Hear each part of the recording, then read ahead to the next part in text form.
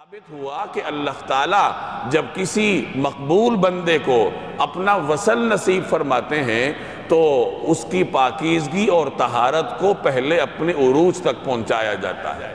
مادیت ابھرتی ہے خواہشات پر عمل کرنے سے، کھایا جائے پیا جائے حلال ہی کیوں نہ ہو، جتنا انسان کھاتا ہے، جتنا انسان پیتا ہے، جتنی اپنی جائز خواہشات پر بھی عمل کرتا ہے، اسی قدر اس کی مادیت مضبوط ہوتی ہے، اس کی حیوانیت ابھر کر سامنے آتی ہے۔ اور جس قدر خواہشات کو دبایا جائے اسی قدر انسان کی بہیمیت، اس کی حیوانیت پس پشت جاتی ہے اور اس کی ملکوتیت اور اس کی روحانیت ابھر کے سامنے آتی۔ تو اللہ تعالیٰ نے یہ ایک مہینہ ایسا مقرر کیا ہے کہ اس میں انسان کی جائز خواہشات پر بھی پابندی لگا دی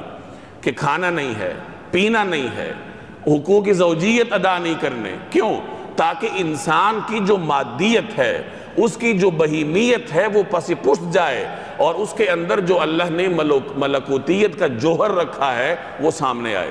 تو روزے کا جو دن ہوتا ہے یہ تخلیے کے لیے ہوتا ہے، اس میں انسان اپنے زنگ کو دور کرتا ہے، اپنے میل کچیل کو باہر نکالتا ہے، اپنے مادے کی تہوں کو چیر کر اپنی روح تک رسائی کی کوشش کرتا ہے۔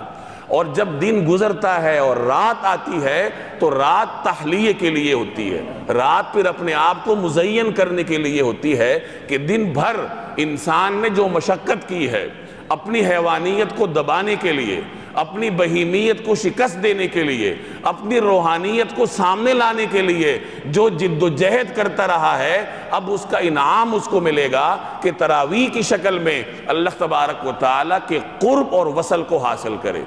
اسی لیے اسلاف میں سے ایسے حضرات بھی گزرے ہیں جو رمضان کی راتوں کو اس کے دن سے افضل کہتے تھے۔ بڑی بدقسمتی ہوگی کہ اگر کوئی شخص سارا دن روزہ رکھتا ہے، اپنے آپ کو رذائل سے پاک کرتا ہے اور پھر جب رب کے دربار میں کھڑے ہونے کا وقت رات کو آتا ہے تو وہ جا کے بستر پر سو جاتا ہے یا خوش گپیوں میں مصروف ہو جاتا ہے۔ تخلیے میں تو لگا رہا اور جب تحلیے کی باری آئی، مزین کرنے کی باری آئی تو پھر